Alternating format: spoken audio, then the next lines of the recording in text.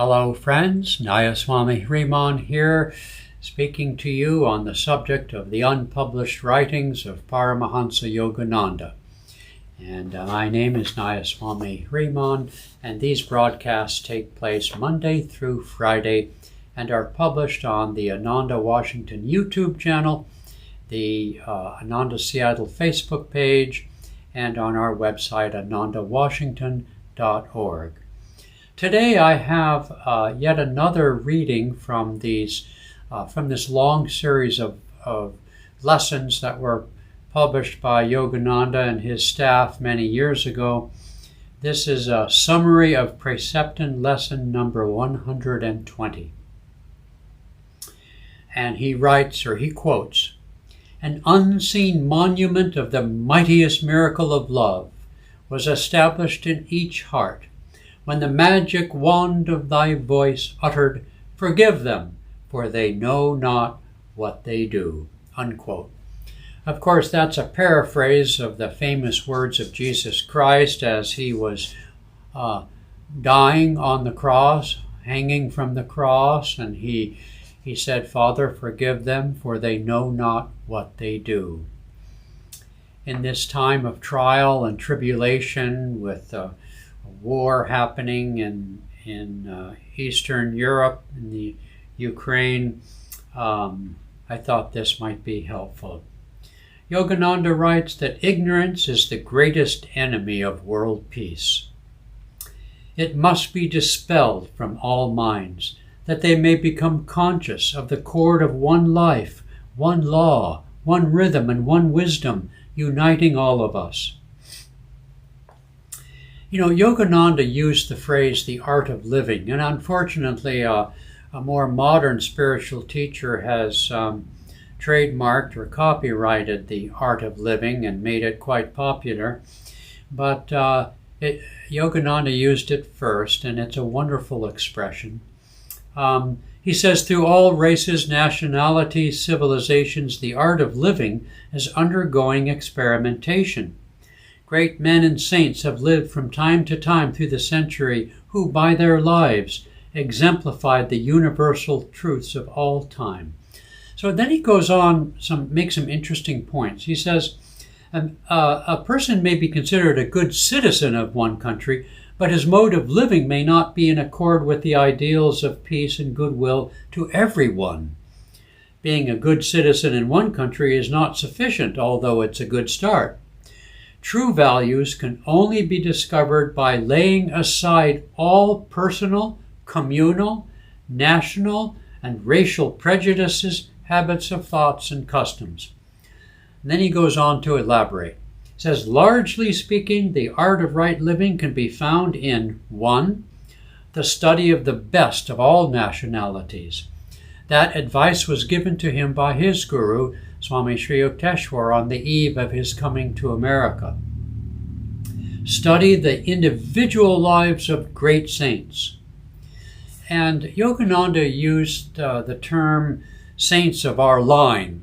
And what he meant by that was not all saints, just any saint, but those saints who had what we might call, he didn't call, a mystical experience, a mystical relationship with God or the Guru, Jesus Christ, etc., who had the inner experience of God's presence. Not necessarily were just doing humanitarian deeds or were great in wisdom or, theology and that kind of thing. Those saints who had a mystical, an inner communion aspect to their life's evolution.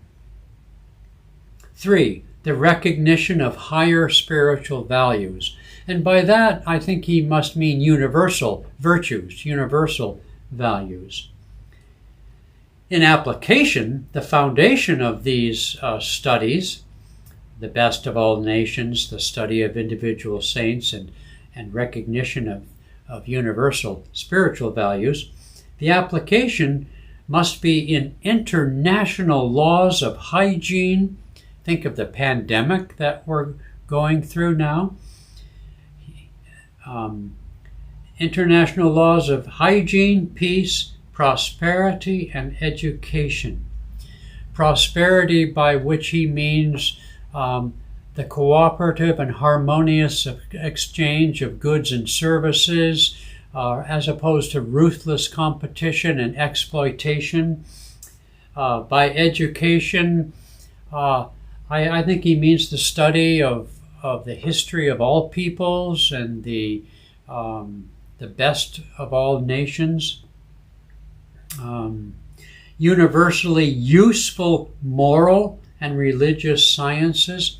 This is a big topic, something Yogananda talked at length about in some of his lessons, which is to say useful moral means things that are practical as opposed to based on dogma.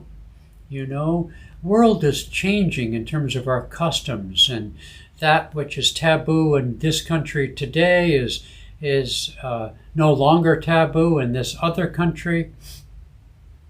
So we need to have some, in other words, morality, which traditionally has been really largely the impact or the consequence of particularized customs, how much clothes you wear and, just all sorts of things like that, needs to become more scientific, more practical, more useful. 3, universally applied psychology. Modern psychology is helping to make more conscious the impact of right attitudes on ourselves. For example, even though the Bhagavad Gita, Krishna says, of what use is suppression? Suppression nonetheless has been a very strong feature of morality and culture in more recent centuries. The lesser laws of nations should be in all points harmonious with foundational principles. In other words, what he's saying is that nations, even while honoring their own custom and culture, would do well to harmonize their own laws with these greater, more universal, spiritual and useful moral codes and laws. Okay. The perfect world citizen must, of course, develop individually. Yogananda called his work self-realization, and he saw that as the future of religion, meaning that in this age of Dwapara Yuga, in which self-interest and self-development would be primary, and that can be done selfishly or it can be done expansively. It can be done with a greater sense of who I am and greater sense of self-definition and self-interest, being that of more people, all people, that being cooperative, that being sustainable in terms of nature as well as and the planet and animals as well as with other people. So he made a strong bid that we quote Mahatma Gandhi saying, "Be the change you seek in the world," but that really is the mantra of Dwapara Yuga: is think globally, act locally. In other words, improve ourselves that we might improve the world.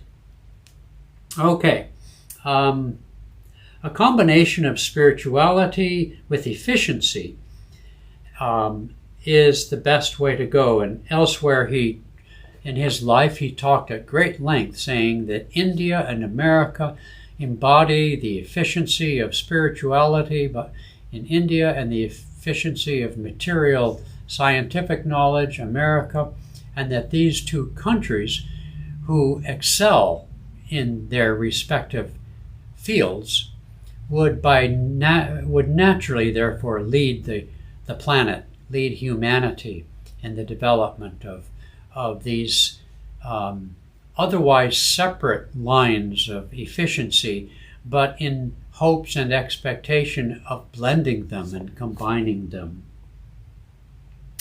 Okay, fearlessly follow truth as you perceive it. Love family and country deeply. that through that love you may understand, love, and serve people of all nations and races. Perceive the light of God in all. This is really the theme of the teaching of self-realization, and it is a theme that we all need to be reminded of.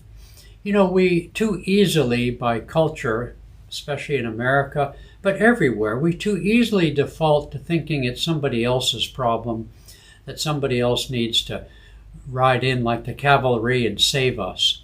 You know, that comes from the medieval consciousness of hierarchy, the medieval consciousness of God as a king on his throne who might punish or reward you, and that's why we had kings on earth who might punish or reward you, that you could do little to improve your social status and your health, that everything was the result of mantras and rituals, a beggarly dependence, sort of it's all grace, not by works are you saved. That consciousness hangs over ourselves and our karma and our cultures like a dark cloud.